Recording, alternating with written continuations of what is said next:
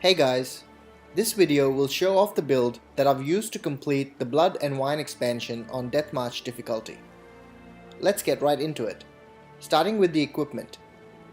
This build uses the Hengaith Steel Sword, which everyone can pick up regardless of which ending you get, as long as you make sure to see Oriana during the last few quests. The best thing about this sword is that it will scale to the level you pick it up at. If you want to save picking up this sword till the end, then Toussaint Steel Sword or others will work fine too. The silver sword is the Erendite.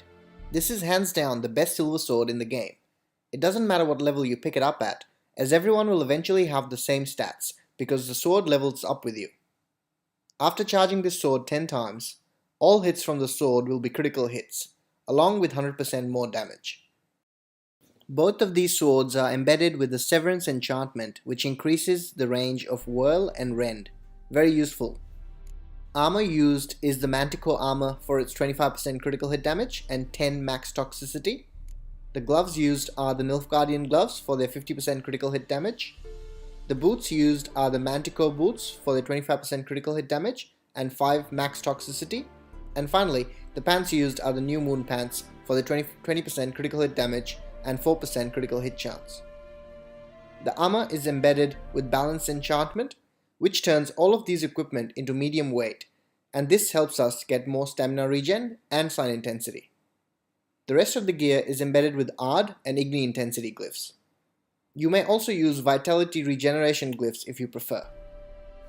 Next, let's look at the mutations. This build uses the Euphoria mutation, which increases sword damage and sign intensity via toxicity. Since this build is in new game, there aren't enough skill points to unlock all these mutations, so we only go for researching 4 of them, which are Magic Sensibilities, Deadly Counter, Toxic Blood, and of course Euphoria. Researching 4 mutations requires 9 skill points, and allows us to use 2 additional skill slots. The build consists of 7 red abilities, as can be seen here. These include both Whirl and Rend to provide the player more combat options. The blue abilities I use are Magic Trap and Ard Sweep. I also sometimes switch in Exploding Quen in place of Ard Sweep against bosses or enemies that can't be knocked down. But these abilities are flexible in that you can use whatever you prefer using, according to your playstyle. The green abilities include Acquired Tolerance for multiple decoctions and potions, Synergy for more mutagen bonus, and Heightened Tolerance for even more decoction and potion use. Finally, the yellow abilities are Griffin School ability for high stamina regen and sign intensity, and Metabolic Control for 30 more toxicity. We cap this off with 4 greater red mutagens. We don't really need more sign intensity, but if you plan on using this build in NG Plus at a higher level, you may wish to swap the bottom left red mutagen with a blue mutagen. A small note on NG Plus is that signs become less useful at high levels because of enemy sign resistances, and so you may wish to keep the 4 red mutagens to bolster your sword damage instead. Anyway, moving on, this build allows us to use 4 decoctions and a couple of potions. We'll go and drink some now. Feel free to use whatever decoction you like using. The ones that I use are Water Hag decoction for 50% more damage at full health, a Chimera and Echidna decoction for healing, and Chort decoction for stagger and knockdown resistance, which is great for whirling. We'll follow this up with the Thunderbolt potion, which gives us 35% more damage. And finally, if we wait a few seconds, we can also use a Tawny Owl potion.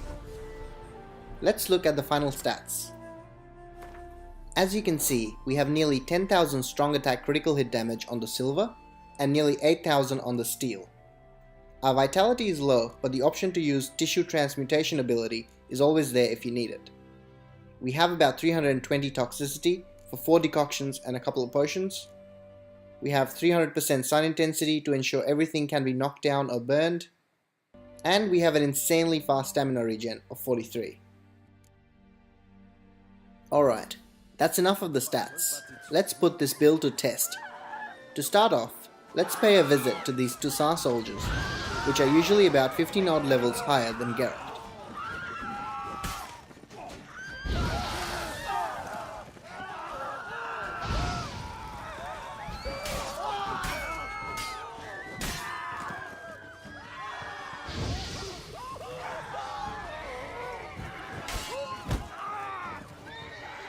Not too shabby. Let's move on to a few neckers next.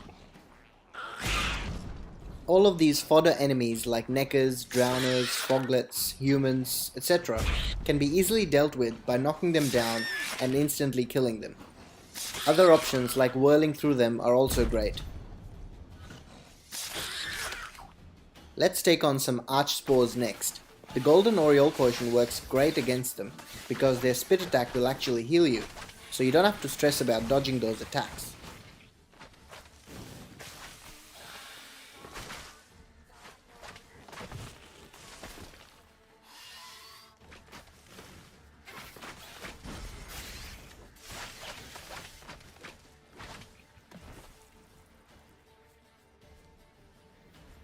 Let's take on a Broxa next. Using Ard to knock them down and instantly killing them is an efficient strategy. Whirling is also a good strategy against them. Up next is a Slizzard, which is better off just being brute force with your sword attacks. Both Whirl and Rend work great. With the Chimera and Echidna decoction, you do not have to worry about taking a few hits either. Oh, some wraiths appeared. Spin to win.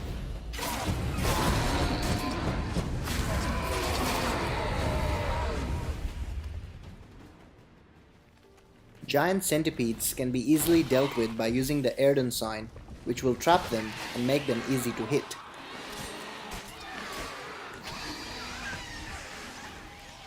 Let's take on some good old bandits next.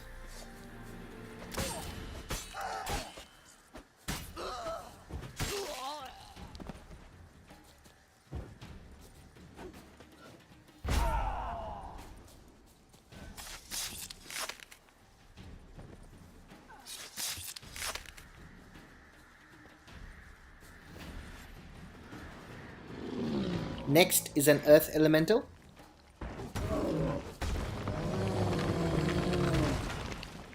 And finally, an Archgriffin.